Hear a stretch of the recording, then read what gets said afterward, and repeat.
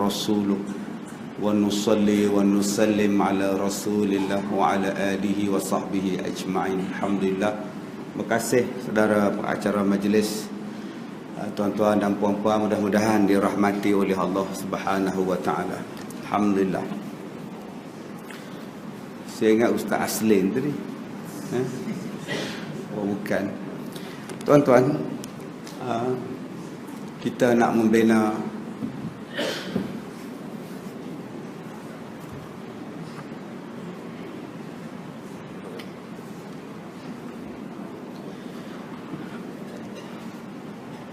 baru dah tak gayat. Kursi tu dah tukar lah tuan-tuan, jatuh tu ustaz lah. Dapat kursi ni sedap sikit, English style. Tuan-tuan, kita nak membina masjid ni mempunyai banyak step, banyak prosedur untuk membina masjid. Bukan boleh buat masjid ni main pacak buat masjid. Nak siap masjid macam ni tuan-tuan, macam-macam benda yang kita kena buat. Dari minta kelulusan supaya dapat buat masjid, kelulusan tanahnya, kelulusan plannya. Dah ada duit, cari dana pula, buat. Melalui pelbagai perancangan, akhirnya masjid kita pun siap. Maka kalau perancangan dia betul, perancangan dia baik, masjid kita akan jadi baik. Masjid akan jadi elok, tak ada retak, tak ada tersumbat. Dia akan jadi elok belakang. Sebab kita merancang pembinaan dengan begitu baik. Apa benda pun kalau dirancang dengan begitu baik, insya-Allah hasilnya adalah baik. Banyak manusia yang merancang macam-macam benda, tetapi di antara perkara yang paling jarang dirancang ialah macam mana nak mati dalam keadaan yang baik. Jarang orang buat perancangan mati dalam baik. Perancangan kamu apa? Mati dalam husnul khatimah. Oh, jaga. Yang banyak dirancang ialah lepas pencen apa nak buat. Yang banyak dirancang ialah aku nak beli kereta apa. Yang banyak dirancang ialah aku nak buat langsir raya ni apa jenis. Yang banyak dirancang siang malam tak habis-habis ialah rancang macam mana nak buat majlis perkahwinan. Nak buat dekat dewan ke, nak buat dekat masjid ke, nak buat dekat sekolah agama ke, nak buat kat padang ke, ataupun pacak kemah depan rumah. 6 bulan bincang, setahun bincang. Catering siapa, lauk jenis apa, nak bersanding ke tidak, nak qadi siapa, nak sedondon ke tak sedondon. Oh, bincang habis-habisan. Habis-habis detail tuan-tuan.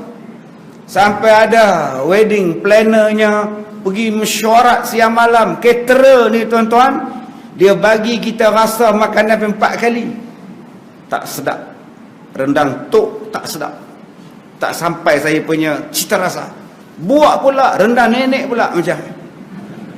Tak sedap juga. Tukar lain, saya nak rendang opah pula. Lah disepak ni kita tuan-tuan.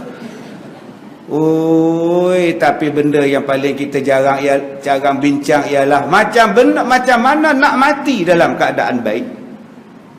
Sebab itu tuan-tuan, kalau masjid kita boleh rancang dengan begitu baik supaya masjid ini jadi elok, kenapa kita tak rancang hidup kita menjadi baik supaya mati kita menjadi baik? Sebab semua orang akan merasai kematian ini. Kullu nafsin za'iqatul maut. Rancang elok tuan-tuan jadi elok. Saya nak rancang ke masjid tuan-tuan ni pun macam-macam buat. Kereta apa nak bawa?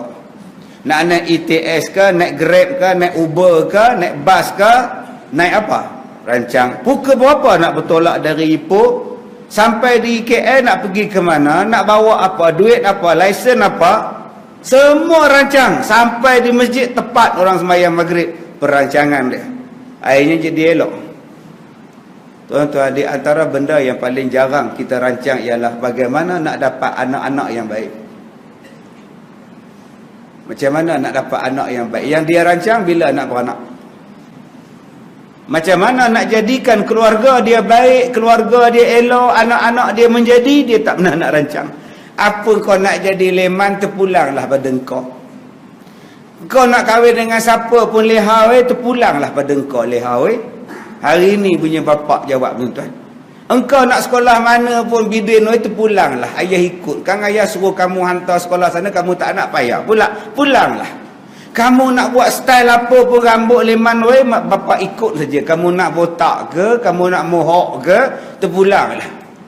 Tipah kamu nak jadi apa, bapak ikut sajalah. Kamu nak bertudung ke, nak buka tudung ke, nak bersekut, terpulanglah. Kamu pun dah besar panjang, kata dia. Yang ini yang kita takut ni tuan-tuan. Kalau buat rumah ada plan dia, kalau buat bangunan ada plan dia, buat LRT ada plan dia, semua benda ada plan. Kenapa kita tak buat plan betul-betul supaya keluarga aku adalah keluarga yang terbaik, anak-anak aku adalah anak-anak yang terbaik, aku mati nanti aku akan menjadi yang terbaik tuan-tuan. Subhanallah, Masya Allah. Allah Ta'ala sebut di dalam Al-Quran, ku anfusakum wa ahlikum nar, jaga diri kamu dan jaga keluarga kamu daripada api neraka. Allah pesan tu, jaga diri, jaga keluarga daripada api neraka. Apa makna jaga diri? Dari hujung rambut ni kena jaga sampai hujung kaki, seluruh ni kena jaga. Seluruh ni kena jaga. Takut tuan-tuan, takut. Oh ya, benda yang paling kita kena takut bukan perompak. Saya ulang balik, bukan perompak orang yang paling kita kena takut. Perompak pun mati juga. Samsing kamu dusun makan nasi macam kita juga. Sakit perut, samsing kamu dusun tu tuan-tuan, ke Jamban juga pergi dia. Apa yang takut dengan samsing? Habis kuat orang jahat, dia boleh bunuh kita. Dia cekak kita, dia bunuh. Habis-habis zalim dia boleh buat, dia kerak 18. Dia ambil kapak, dia kerak 18, bolan tundram, dia simen. Campaklah lombong, selesai masalah. Selepas dia kerak 18 itu Ustaz, dia boleh buat apa? Tak buat apa. Dia balik rumah, tunggu polis tangkap dia. Atau mayat jadi apa? Mayat tak jadi apa? Mayat jadi mayat. Mayat tu hidup balik tak Ustaz? Tak hidup dah, habis dah. Tunggu kiamat pula hidup balik. Oh, kalau gitu belum samsing. Kalau begitu belum samsing. Apa tak samsing pula Ustaz? Kerak 18. Samsing gila tu Ustaz. Ish, tak ada samsing lah. Ada satu lagi tempat yang lebih samsing daripada itu. Di mana Ustaz? Neraka. Dibakar sampai hancur, hidup balik. Diseksa sampai hancur, hidup balik. Diseksa, hidup balik. Diseksa, hidup balik. Woi, dahsyat tu Ustaz. Ya. Tak mati-mati Ustaz? Dah. Siapa punya angkara tu Ustaz? Dah mati, kena seksa, hidup balik, mati, kena seksa, hidup balik. Siapa punya angkara tu Ustaz? Penyamun tarbus kah? Bukan. Pembunuh upahan kah? Bukan. Habis tu siapa Ustaz? Diri awak sendiri. Diri kita sendiri. Diri kita sendirilah yang menyebabkan kita masuk neraka. Kitalah yang menyebabkan kita ni duduk selama-lamanya dalam neraka. Fiha khalidun, duduk kekal selama-lamanya dalam neraka. Sebab rambut awak tak tutup. Awak perempuan wajib tutup aurat. Awak tu isteri wajib tutup aurat. Awak tu anak dara, orang perempuan wajib tutup aurat. Awak tak tutup, tak taubat pula, sampai ke mati tak tutup. Dibakar rambut awak, kepala awak dalam neraka ni dengan sebab awak tak menutup aurat. Sekarang salah siapa? Siapa yang paling zalim? Orang itu atau rambut awak sendiri? Awak sendiri. Sebab tu yang paling kita kena takut ialah tubuh badan kita. Sebab tu Allah Ta'ala kata, jaga diri kamu. Qu anfusakum. Ni mata kita ni tuan-tuan. Duk tengok maksiat, duk tengok aurat orang. Mata ni. Allah ambil bara api neraka, Allah campakkan masuk dalam mata. Ditekan masuk dalam mata ni tuan-tuan, hancur badannya. Hidup balik, masuk lagi, hidup balik. Apa kerja dia dalam dunia? Dalam dunia dulu duk sekodeh. Asal Makcik Leha masuk tandas je, dia pun sibuk ni. Masuk ambil handphone, balik rakam, letak pula CCTV kecil dalam bilik, tengok apa orang buat. Buka pula internet, tak apa cerita dia tengok. Ni mata ni duduk pula tepi pantai, duduk tengok Mak Saleh bikini. Abang tengok apa? Keindahan alam, dia. Salah siapa yang diseksa mata kau dalam neraka? Salah sendiri, bukan salah Perogol Bersiri. Tapi hari ini yang paling orang takut Perogol Bersiri. Yang orang takut orang minyak. Makcik Leha kat belakang. Takut apa Makcik Leha? Orang minyak ustaz. Dia takut opah. Kenapa opah takut? Kawan opah, orang PA ustaz weh, udah dirogol orang minyak. Opah pun takut kena rogol pak. Habis-habis kuat dia dirogol tu makcik, selesai masalah makcik. Tapi kalau makcik buat dosa makcik, selama-lama dalam neraka makcik.